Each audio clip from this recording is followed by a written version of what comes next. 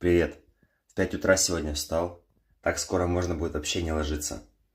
Иду сначала на автобус, а потом на ласточке.